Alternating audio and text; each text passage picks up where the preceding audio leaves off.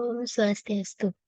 Assalamualaikum warahmatullahi wabarakatuh. Salam Namo Buddhaya, salam sejahtera bagi kita semua, dan salam harmoni. Pada kesempatan kali ini, saya Cukurda Istri Sandi Widya Sista dengan NIM 22120111014 dari kelas 3B akan mempresentasikan materi sastra lama tentang sastra zaman peralihan Hindu-Islam.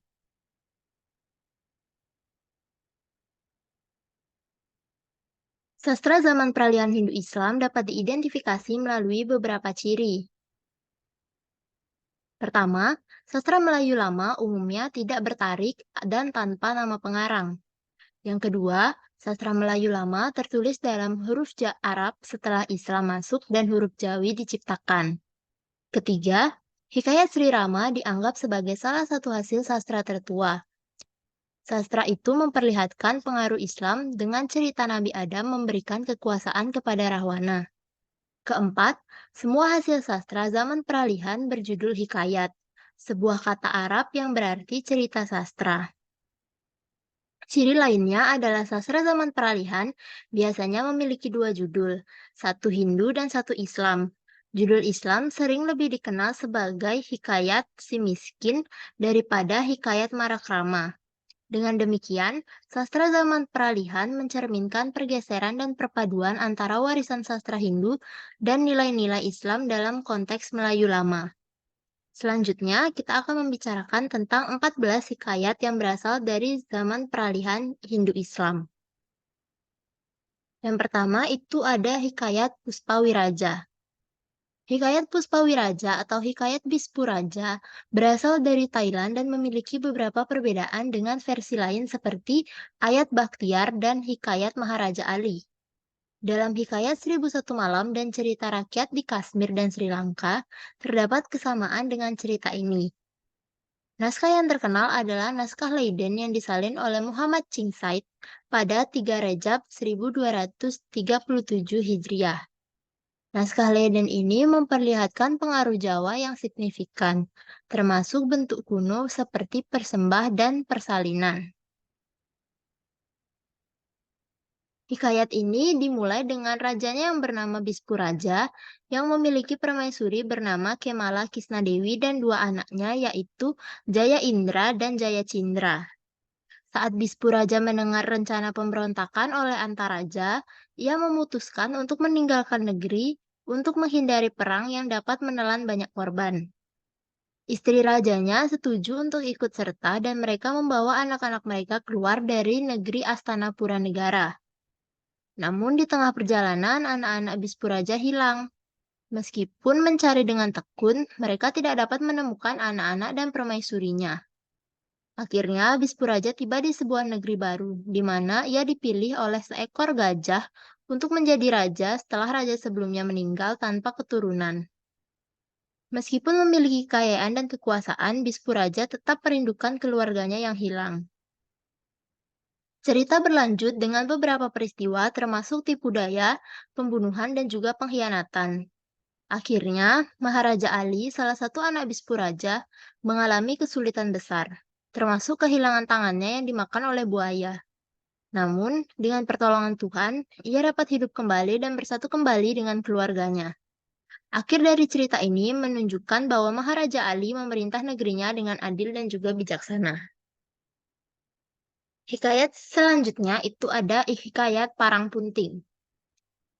Cerita Hikayat Parangpunting ini bermula dengan Dewi Laksana dan dewa istrinya, Cahya Kairani, yang memiliki putri cantik bernama Putri Langgam Cahaya. Saat Putri Langgam Cahaya secara tak sengaja disentuh oleh seekor belalang, peristiwa itu membuatnya hamil tanpa disadari. Dalam kemarahan, ia mengutuk perempuan yang belum lahir itu menjadi jahat dan dibenci oleh semua orang. Putri tersebut kemudian dibuang ke dunia manusia, tempat ia tumbuh menjadi seorang laki-laki baik hati yang tinggal di hutan. Di dunia manusia, ia memulai hidupnya dengan sederhana, memiliki 3 hewan peliharaan yang unik. Seiring berjalannya waktu, hewan peliharaan tersebut tumbuh menjadi naga, burung elang, dan juga anak tikus yang setia menemaninya. Sang anak kemudian tumbuh menjadi besar dan terkenal di kampungnya karena kebaikan hatinya. Ketika ia kembali ke kayangan, ia dihadapkan pada tantangan besar ketika Raja Naga meminta Putri Langgam Cahaya sebagai istri. Namun dengan bantuan parang punting, ajaibnya ia berhasil melawan dan membunuh banyak naga yang menyerang. Akhir dari cerita ini ditutup dengan kebahagiaan Putri Langgam Cahaya yang menikah dengan Dewa Keindraan setelah berbagai perjuangan dan juga pertarungan yang cukup berliku. Hikayat selanjutnya yaitu Hikayat Langlang Buana. Hikayat ini menceritakan perjalanan dan petualangan seorang pangeran bernama Indra Bumaya, putra Maharaja Puspa Indra yang mencari dan jatuh cinta pada Putri Kesumadewi. Dalam kisah ini diceritakan bahwa bahasa Melayu yang digunakan masih murni, dengan pengaruh Arab yang sangat minim. Cerita ini diisi dengan banyak pantun dan sloka, namun tidak ada syair dalam cerita ini. Berikut ini merupakan ringkasan cerita Hikayat Langlang Buana berdasarkan naskah yang diterbitkan oleh Balai Pustaka di Jakarta. Indra Bumaya bermimpi melihat gambar Putri Kesumadewi dan jatuh cinta padanya. Ia meminta izin ayahnya untuk mencari putri itu dan memulai perjalanan panjang ke berbagai tempat yang penuh dengan keajaiban. Selama perjalanan, ia bertemu dengan berbagai makhluk gaib. Ia mendapatkan bantuan dari tokoh-tokoh sakti dan menghadapi berbagai konflik. Dalam petualangannya, Indra Bumaya bertemu dengan Putri Chandra Lela, Nur Lela, dan berkonflik dengan Raja Johansyah Peri. Namun akhirnya mereka berdamai dan Indra Bumaya dikawinkan dengan Tuan Putri Manduratna. Hikayat ini mencampurkan unsur-unsur mitologis, fantasi, dan romantisme. Hikayat ini menciptakan kisah yang penuh warna dan memperlihatkan kekayaan bahasa Melayu klasik. Hikayat selanjutnya yaitu Hikayat Si Miskin atau Hikayat Marakrama. Hikayat ini merupakan naskah yang cukup banyak tersedia. Di Museum Jakarta terdapat 5 naskah, di Leiden terdapat 2 naskah, dan di London terdapat 1 naskah. Meskipun mengandung pantun yang mencakup orang Nasrani dan Belanda, hikayat ini masih termasuk dalam kategori zaman peralihan awal. Meskipun perkataan Arab tidak terlalu banyak, terdapat 3 motif Hindu dalam hikayat ini. Yang pertama, ahli nujum yang curang. Kemudian yang kedua, dua saudara berpisah di mana saudara perempuannya diambil sebagai istri oleh putra raja. Dan yang ketiga, nahkoda yang loba, mengambil istri dan harta milik orang lain.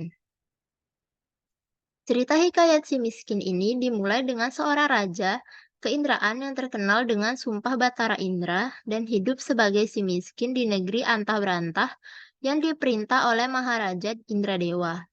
Si miskin dan istrinya setiap hari mencari rezeki, tapi selalu dilempari batu dan kayu oleh orang-orang. Mereka hidup dalam kesulitan, makan ketupat dan buku tebu dari timbunan sampah. Namun setelah istrinya hamil, nasib si miskin mulai berubah. Anak laki-laki yang lahir atau dinamakan Marakrama membawa keberuntungan, membuat mereka menjadi Maharaja Indra Angkasa dan negeri bernama Puspasari. Namun raja tetangga, Maharaja Indradewa, cemburu dan memfitnah Marakrama. Anak-anaknya dibuang dan negeri Puspasari terbakar. Dalam pengasingannya, Marakrama mendapatkan kesaktian dari jin, raksasa, dan juga ular. Setelah beberapa kejadian yang seru, Marakrama kembali dan kembali untuk menyatukan keluarganya. Hikayat yang selanjutnya yaitu Hikayat Berma Syahdan. Hikayat Berma Syahdan adalah cerita kuno yang tak biasa, karena tidak menyebutkan nama pengarangnya. Namun sebuah naskah Jakarta menyebutkan Syekh Abu Bakar Ibnu Omar sebagai pengarangnya. Menurut naskah tersebut, pengarang ini konon berumur 128 tahun dan hidup sejak zaman Nuh dengan tarikh naskah pada 28 April 1858. Nama pengarang juga ditemukan dalam naskah Leiden sebagai Syekh Ibnu Abu Bakar dan naskah Jakarta. Dari Bengkulu juga mengonfirmasi hal tersebut. Hikayat ini diyakini berasal dari abad ke-15 pada pemerintahan Malaka. Menurut pandangan Wisdes, Be- Berma Syahdan mengejar kumbang hijau. Titisan Putri Nur, Ulain Mandu Hirani, teman Putri, ingin Berma di istananya. Ayah Putri Mandu, Maharaja Syah, gerak gempa murka. Raja berkhianat kirim putrinya, Arjan bantu Berma. Maharaja gerak gempa meminta bantuan pada Maharaja Darjanus. Putri Nurul Ain mengajari Berma ilmu, tapi sia-sia. Jin pun menyulik Berma, mempersembahkannya ke bar Allah. Raja mengantar untuk menyelamatkan Berma. Ardan mengamuk musuh. Maharaja gerak gempa mulai gelisah. Putri Mandu Hirani dibawa Berma dalam kota ajaib. Ardan pun kawin dan membantu Raja Burandansyah. Ardan menemui abangnya Mas Radan. Surat jemputan mengirim ayah ke Ardan. Berma dibawa mengantar ke gunung. Dapat hikmah setelah membunuh ular. Berma di istana membunuh raksasa dan mendapat kuda ajaib yaitu kuda Sembran. Pada bagian kedua, diceritakan Berma Syahdan menangkap seorang peri yang mengajarkan kepadanya hikmat berjalan di bumi dan di atas air. Dengan keahlian barunya, Berma Syahdan berperang melawan Raja Nila Pertiwi, Rangga Samanda, kemudian berdamai dan memperoleh putri sebagai istri. Namun, konflik timbul saat Berma menculik Putri Indah Komala yang menyebabkan peperangan dan kemenangan atas Raja Daharsyah. Pada bagian 3, diceritakan Maharaja Kandubar Nasib akhirnya dapat ditewaskan dan ditangkap oleh Indra Dewa Syahpri. Putrinya diserahkan kepada Indra Dewa Syahpri sebagai istri. Raja Indah Syahpri kembali kepada ayahandanya ditemani oleh seorang jin yang merupakan neneknya. Berma Syahdan mendapatkan 2 orang cucu, masing-masing bernama Nur Ul Ain dan Putri Manduhirani. Akhirnya Berma Syahdan menewaskan musuhnya Syah Burandan. Batara Indra turun ke dunia dan memperdamaikan kedua pihak yang bermusuhan. Berma Syahdan pun menghidupkan kembali semua raja-raja yang mati dalam peperangan. Hikayat yang selanjutnya yaitu Hikayat Indraputra. Hikayat Indraputra adalah sebuah hikayat kuno yang telah diakui oleh penulis Valentin pada tahun 1726 dan dikutip dalam beberapa karya lain. Cerita ini tersebar dalam bahasa Makassar, Bugis, Aceh, dan bahasa Cham di Indochina sebelum penyebaran agama Islam di Nusantara. Meskipun ada peringatan untuk tidak membacanya dalam beberapa karya, di Filipina hikayat ini dianggap sebagai epos Islam yang disampaikan melalui nyanyian di masjid. Cerita ini dimulai dengan Indraputra Raja Maharaja Bikramapuspa dan diterbangkan oleh seekor merak emas dan jatuh ke taman yang dijaga oleh nenek kebayan. Ia diangkat oleh Perdana Menteri dan kemudian memutuskan untuk pergi ke gunung yang jauh untuk mendapatkan obat dari petapa sakti Berma Sakti agar Raja Syahsyan dapat memiliki anak. Selama perjalanan, Indraputra mengalami berbagai macam pengalaman, termasuk menikahi 3 putri yang cantik. Setelah mendapatkan obat, Indraputra kembali ke negerinya dan Raja Syahsyan dengan Perdana Menterinya sangat gembira. Namun Indraputra dihanyutkan ke laut karena tuduhan yang jahat. Dalam perjalanan selanjutnya, ia menyebutkan bahwa penyakit Tuan Putri mengindrasari bulan dan melalui berbagai intrik politik. Akhirnya, ia menikahi Tuan Putri. Indraputra akhirnya kembali ke negerinya dan dinobatkan sebagai raja dengan gelar Paduka Sultan Indra.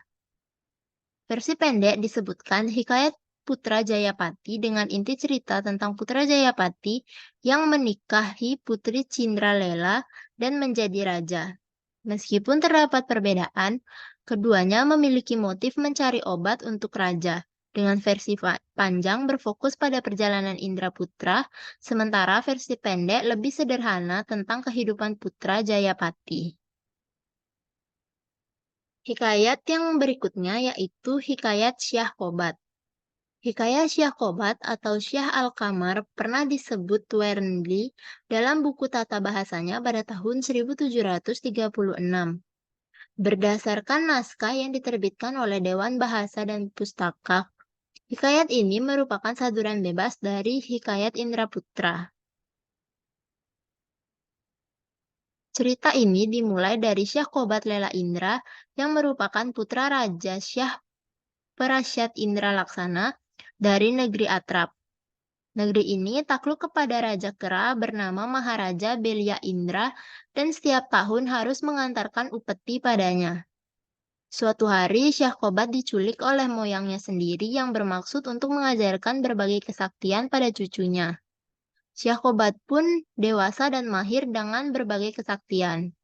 Hingga suatu hari ia bertemu dan jatuh cinta pada seorang tuan putri yang bernama Caranti Latna Dewi dan menikah dengannya. Suatu hari Syah Kobat ingin pulang ke negerinya. Namun di tengah perjalanan, ia melihat sebuah pulau di Laut Api dan bertemu jodoh dengan Tuan Putri Sekanda. Syah Kobat pun sampai di Padang dan berperang dengan Raja Kera dan diakhiri dengan kekalahan dari pihak Raja Kera.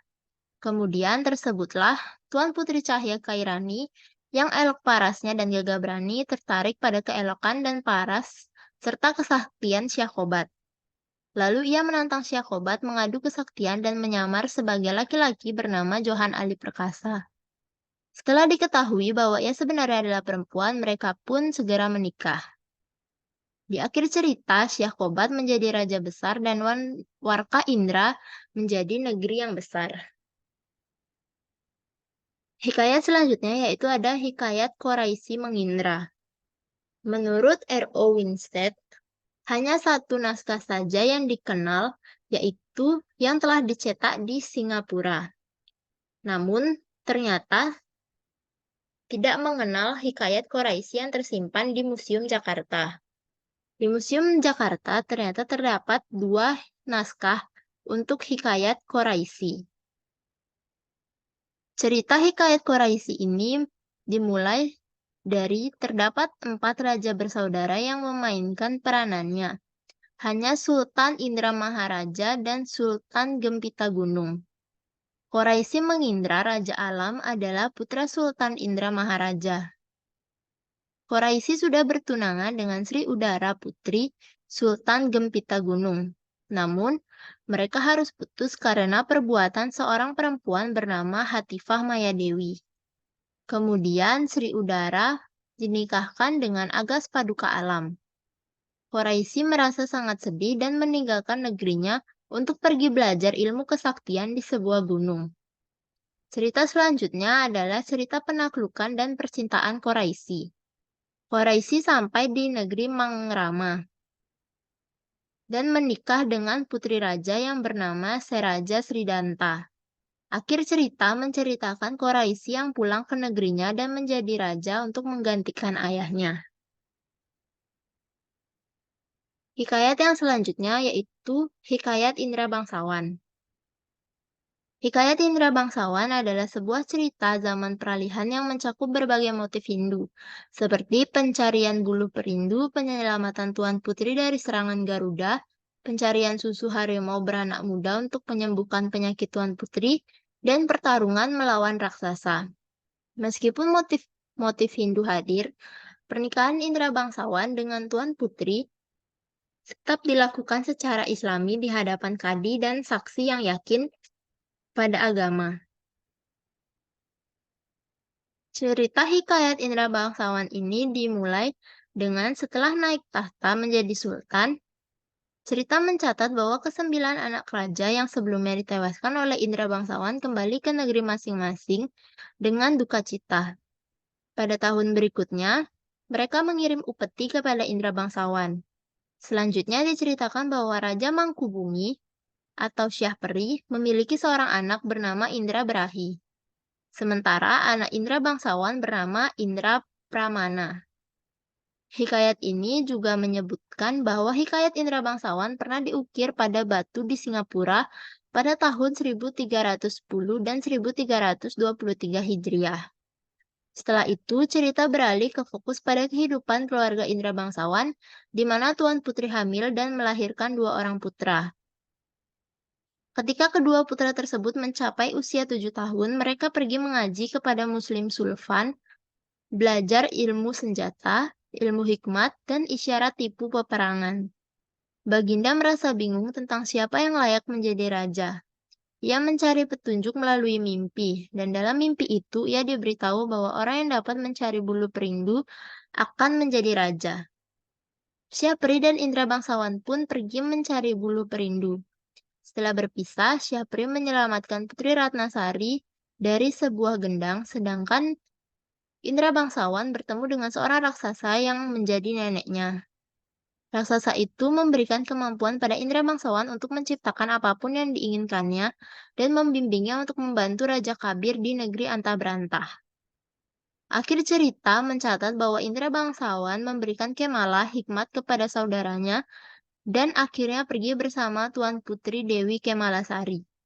Meskipun memunculkan unsur-unsur hikayat zaman Hindu, cerita ini diakhiri dengan motif yang mencerminkan nilai-nilai Islam. Hikayat selanjutnya yaitu Hikayat Jayalengkara.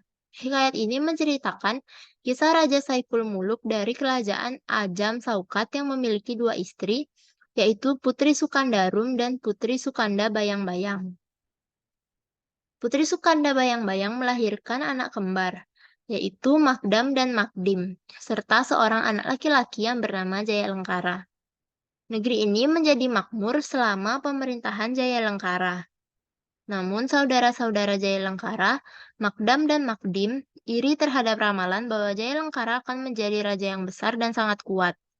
Mereka berbohong kepada Raja Saiful Muluk bahwa jika Jayalengkara tetap berada di negeri, maka akan terjadi bencana. Raja pun termakan fitnah dan mengusir Jayalengkara dan ibunya dari negeri.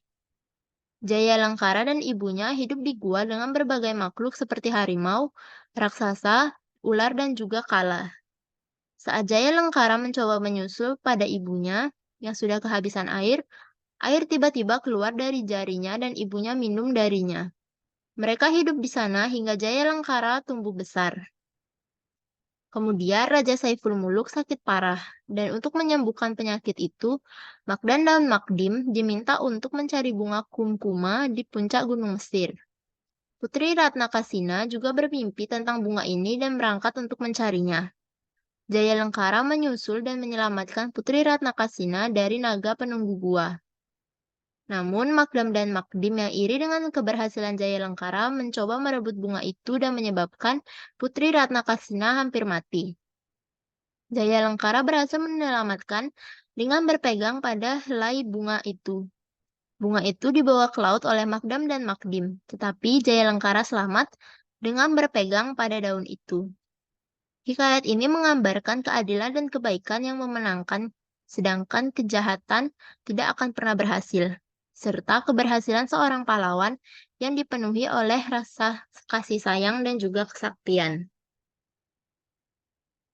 Hikayat yang selanjutnya yaitu adalah Hikayat Nahkoda Muda. Hikayat Nahkoda Muda juga dikenal sebagai Hikayat Siti Sara atau Hikayat Raja Ajnawi yang merupakan sebuah cerita menarik yang telah memikat perhatian orang Eropa. Plotnya pernah digunakan oleh Shakespeare pada dramanya yang berjudul All's Well That's End Well, yang kemungkinan diambil dari cerita India yang muncul pada abad ke-11 dalam kata Sarit Sagara. Terdapat dua naskah Nahkoda Muda. Salah satunya ditulis di Batavia pada tahun 1825 dan yang lainnya adalah salinan dari Makassar pada tahun 1814. Meskipun naskah Jakarta telah diterbitkan oleh Balai Pustaka pada tahun 1934, karakter dan nama dalam cerita disesuaikan dengan naskah Leiden. Cerita dimulai dengan Raja Ghaznawi yang bermimpi tentang seorang perempuan yang kemudian mencari dua anak perdana negeri. Husin Mandi dan Husin Mandari. Mereka menemukan perempuan tersebut, Siti Sarah, di pinggir negeri Betawi. Siti Sarah kemudian diarak ke negeri Ghaznawi untuk dinikahi oleh raja.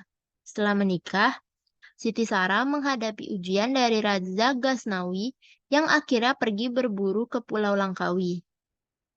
Siti Sarah menyusulnya dengan menyamar sebagai nahkoda muda dan bermain catur dengan Raja Ghaznawi. Ia berhasil memenangkan taruhan dan mengungkapkan kembali identitas aslinya. Siti Sarah kemudian hamil dan ketika Raja Ghaznawi kembali, awalnya ia marah mendapati istrinya telah melanggar syarat. Namun setelah mendengar penjelasan Siti Sarah tentang segala peristiwa, Raja Ghaznawi kembali menerima istrinya dan mengangkatnya sebagai seorang permaisuri. Hikayat ini mungkin memiliki kisah yang populer dan terdapat kemiripan dengan hikayat Bayan Budiman, serta hikayat Maharaja Bikrama Sakti. Hikayat Nahkoda Muda juga dikenal dalam riwayat hidup yang realistik. Ditulis oleh Laudin pada tahun 1788 yang mencakup kegiatan orang Inggris dan Belanda di Kepulauan Melayu. Hikayat yang selanjutnya yaitu Hikayat Ahmad Muhammad. Hikayat Ahmad dan Muhammad juga dikenal sebagai Hikayat Serangga Banyu atau Hikayat Sukarna dan Sukarni. Bermula dengan seorang menteri bernama Mahajaya dari Indrapura yang mengadopsi seorang anak bernama Ratna Kasihan. Ratna Kasihan menjadi kaya dan pindah ke negeri Gendaragiri, di mana ia memiliki bisnis sukses dan memiliki dua anak laki-laki, yaitu Sukarna dan Sukarni. Ketika Sukarna dan Sukarni berusia 7 tahun, mereka mendapatkan seekor burung sebagai upah mengaji. Namun, mereka memakan burung tersebut dan menjadi sasaran rencana pembunuhan oleh anak seorang biaperi. Mereka berhasil melarikan diri dan sampai di sebuah pulau. Sukarni menyamar sebagai serangga bayu dan belajar ilmu hikmat sebagai seorang pertapa. Di perjalanan, ia menemukan 3 benda kesaktian panah, bokca, dan juga kulit kesaktian.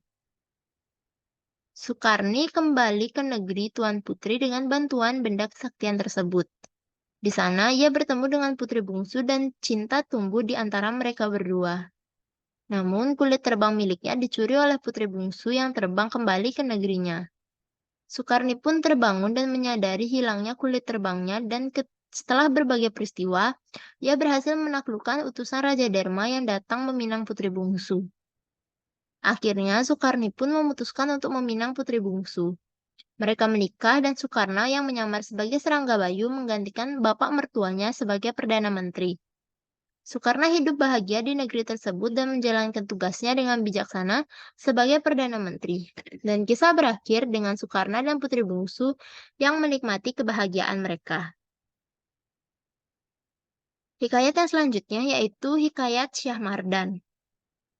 Hikayat Syah Mardan juga dikenal sebagai Hikayat Indrajaya dan Hikayat Bager Mandan Taraja, yang merupakan cerita hayalan yang populer di berbagai bahasa Nusantara. Meskipun dianggap sebagai hiburan anak-anak, cerita ini menampilkan nilai-nilai keagamaan. Raja Bargema dan Tajaya memiliki putra, yaitu Raja Muda Syah Mardan yang saleh dan belajar ilmu hikmat dari seorang Brahmana. Setelah tersesat di hutan, banyak rakyat mati mencari rajanya. Syah Mardan bertemu dengan Putri Kemala Ratna Dewi di sebuah mahligai dan kemudian dijadikan burung nuri olehnya. Dalam bentuk burung nuri tersebut, Syah Mardan terbang ke mahligai Putri Siti Dewi, anak Raja Dahrul Hayam. Syah Mardan duduk dalam sangkar emas dan menjadi objek kesukaan Putri Siti Dewi. Namun saat terungkap bahwa Syah Mardan berada di dalam burung, ia diizinkan hidup bersama Putri Siti Dewi. Setelah beberapa peristiwa, termasuk pertemuan dengan Luqman Al-Hakim dan perjalanan ke negeri yang jauh bersama bantuan 4 jin, Indrajaya, nama baru Syah Mardan, bertemu Putri Chandrasari dan membantu membangkitkan negeri yang hancur. Mereka menikah dan membawa kebahagiaan ke negeri tersebut. Indrajaya juga mengunjungi negeri Dahrul Qiyam dan bertemu dengan Putri Jalusilasikin dan menikahinya setelah berhasil membuatnya berbicara. Cerita ini mengandung nilai-nilai kebijaksanaan, kesetiaan, dan keberanian sambil menyajikan petualangan fantastis dari tokoh utamanya. Hikayat yang terakhir yaitu Hikayat Ismayatim. Hikayat ini dimulai dengan Megatnira, seorang menteri dari Keling yang mendapatkan ramalan akan memiliki anak bijak bernama Ismayatim. Ismayatim diasuh dengan baik dan tumbuh menjadi sosok yang cerdas. Ia menulis hikayat yang memikat hati pembaca dan membuatnya terkenal. Ismayatim diutus untuk mendapatkan kain rambut halus dari kapal dagang asing dan menemukan permata ajaib di dalam canda peti kapal. Dengan kebijaksanaannya, ia memenangkan hati raja dan membuka permata yang menciptakan kebahagiaan di istana. Putri Ratna Kendi yang hidup dalam permata keluar dan menciptakan kegembiraan di istana. Ismayatim menyelamatkannya dari percobaan pembunuhan oleh permaisuri dan membangun istana untuknya. Putri Raja Kendi memiliki putri bernama Dewi Rum. Ketika Raja Rum Safedan menyerang untuk memiliki Dewi Rum, Ismayatim berhasil menyelesaikan konflik tanpa perang dan menjadi Perdana Menteri. Hikayat berakhir dengan Dewi Rum menikah dengan Raja Indra Mempelat dan kembali ke negeri Raja Indra Mempelat dalam damai. Terungkap bahwa Putri Ratna Kendi masih hidup, dan setelah permaisuri menyesali kesalahannya, rakyat merayakan selama 40 hari. Raja merasa gembira, namun meninggal. Ismayatim, sesuai wasiat raja, merawat Tuan Putri Dewi Rum dengan sangat bijaksana. Dewi Rum dewasa dan banyak anak raja datang untuk meminangnya. Peminangan Raja Indra Mempelat diterima dengan meriah, dan setelah pernikahan mereka pulang ke negeri Raja Indra Mempelat. Hikayat berakhir dengan damai, kebahagiaan, dan keberhasilan Ismayatim sebagai penasehat dan pemimpin yang bijaksana. Sekian presentasi dari saya. Terima kasih dan Om Santi Santi Santi.